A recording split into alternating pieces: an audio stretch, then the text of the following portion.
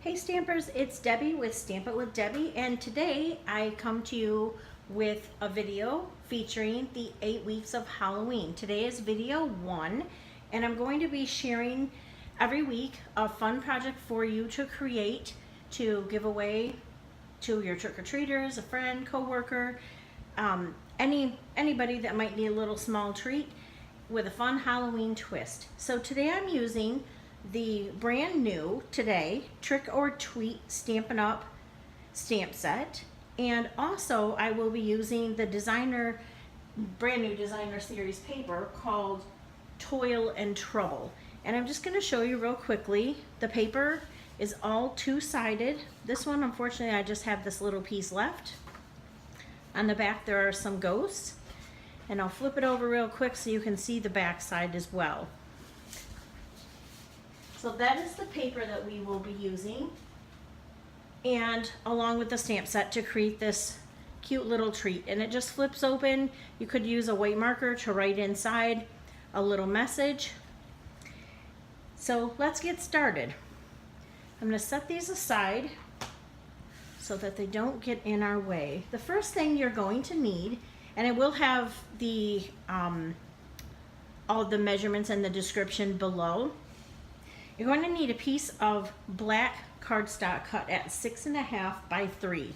You're also going to need a piece of designer paper, and this is cut at 2 7/8 by 2 7/8. I also have a couple scraps. This one is just a scrap of white and then another scrap of white. The first thing that we're going to do is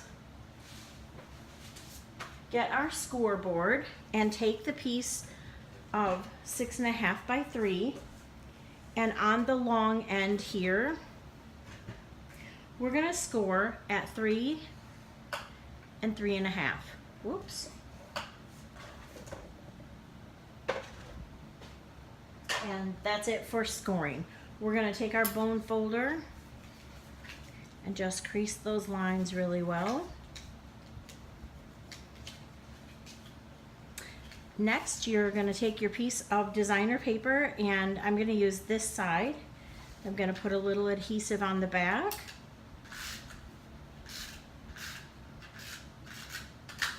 And adhere it to the front, just the front of the little black card. Now you need to decide, so you can see on these two, one I did directly in the center and one I did off to the left. Today's, I think I'm also going to go off to the left because I'm going to use the little bird. So I'm using my 1 3/4 inch punch. And I'm just going to go, I'm going to flip this open. I'm going to go in just enough so I'm past this, but not so close that it will leave a really thin edge. And the punch should cut through both pieces of the cardstock and the designer series paper. So next I have these cute little skeleton candies, and I'm going to use a piece of tear and tape, actually 2 little pieces, and I'm just going to put it on the back.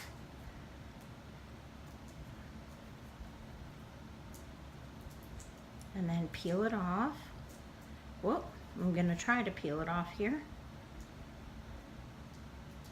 Sometimes it's hard when you're hooking onto foil because it wants to pull the foil off instead of the backing on the tear and tape. Maybe a piercing tool would help to pull it off a little better. Okay, I got that off of there. Let me throw that piece of paper away. Now I'm just going to go right through my window here and stick my skeleton down, and the tear and tape should hold him right in place. Next, I want to work on a little stamped image to put on the front, and I'm going to use this little bird here with the greeting trick or tweet. So I'm going to use my black ink. I'm going to stamp my little bird right on there. I think I'll stamp my greeting while I'm at it.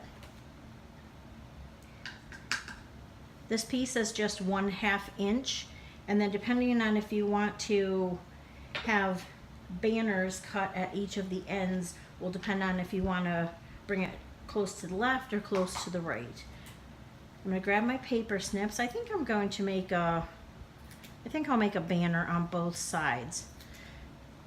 And so this is just a little trick that I want to show you, side note to making the project today. If you want to create a banner on the end of one of your card pieces and you don't have a banner punch, all you need to do is cut up the center here and then cut into that point and into that point, and you'll have a perfect banner every time. So I'll do it on this side too, because I think I want both of them to have the banner on the end. Now I'm going to cut my little bird out with the 1 1/2 inch punch.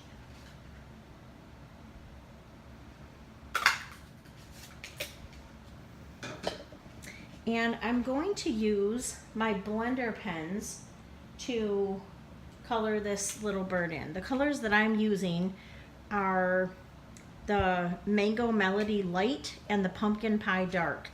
So I'm just going to color his beak in with the pumpkin pie and his feet.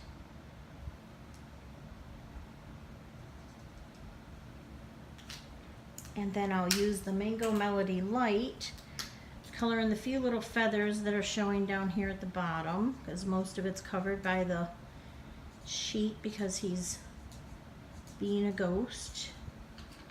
Okay. And then all we need to do is put these on the front of our card here. I'm going to use a little bit of adhesive.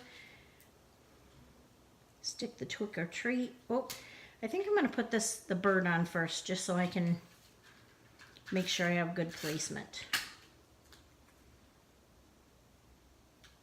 I don't want it to run too far over into that hole. I don't want it to run too far off the card, and then I kind of thought this might overlap just a little bit. So there is that one. Now we can also put a little bit of our brand new, I forget the name of it because it's so brand new, the glittered organdy ribbon, and I love it. It's very sparkly. I don't know if you can see that, and I love sparkle. So I'm just going to run it around the back here and cut a little piece off. And then I'll just tie a little knot over here to the side. You could tie a bow if you wanted to, but it might get a little bulky for the project.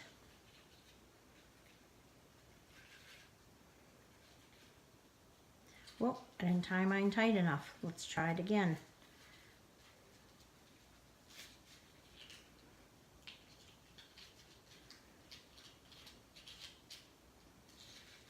All right, there we go. And I like to cut a little bit of a banner on the end just to give it a little finished look. You can see there. So there you go. Really quick and easy, and wouldn't someone just love to get this from you as a little treat?